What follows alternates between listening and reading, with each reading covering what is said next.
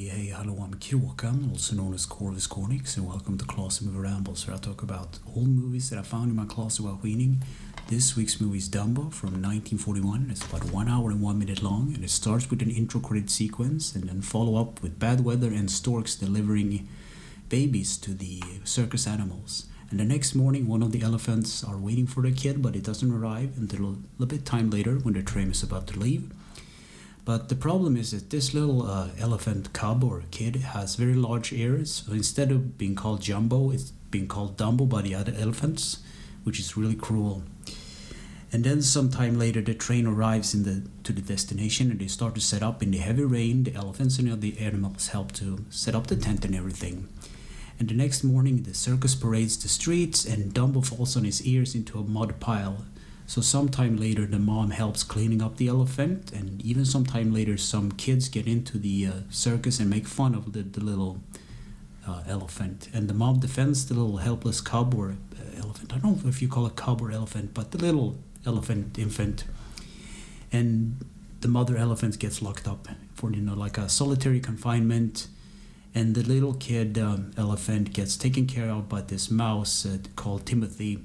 And the other elephants make a really bad move. They kind of, take distance from this elephant kid. And it's really cruel. He's just a little kid. What has he ever done?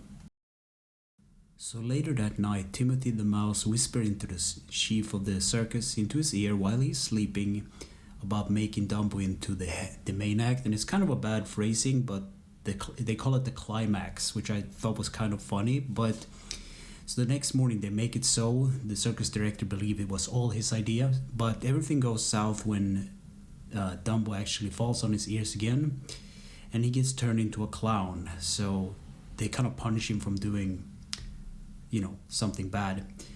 So of course Dumbo is sad by he's being made into a clown, and he wants to see his mom. So Timothy goes with him to see his mom in solitary confinement, so he has some closure to her, which is kind of a sweet scene where they get reunited and stuff.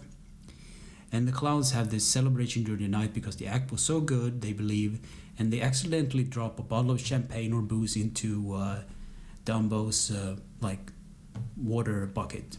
So when he gets back to drink some water, he accidentally gets drunk, and so does Timothy the mouse, and they dream about pink elephants, which is a really trippy kind of musical number in my opinion. So the next morning, Timothy and Dumbo wakes up in a tree, and they fall down, and Timothy realized that they actually managed to flew up there with Dumbo's big ears. So there are some crows that actually woke him up. So the crows agrees to help him, this elephant, to fly. So they present this magical feather. It's like really a MacGuffin thing where as long as he holds it, he believes that he can fly, and he actually flies. He flies back to the circus.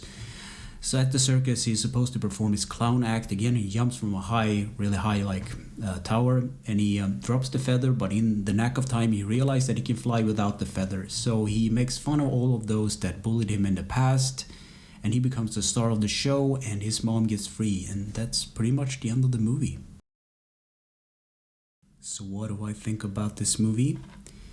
Well, this movie actually saves Disney from a financial disaster. If this movie wouldn't have sold that well, there perhaps might never have been a Disney company. It's kind of crazy to think about, because today Disney is this large company that owns part of Marvel and all these kind of franchises.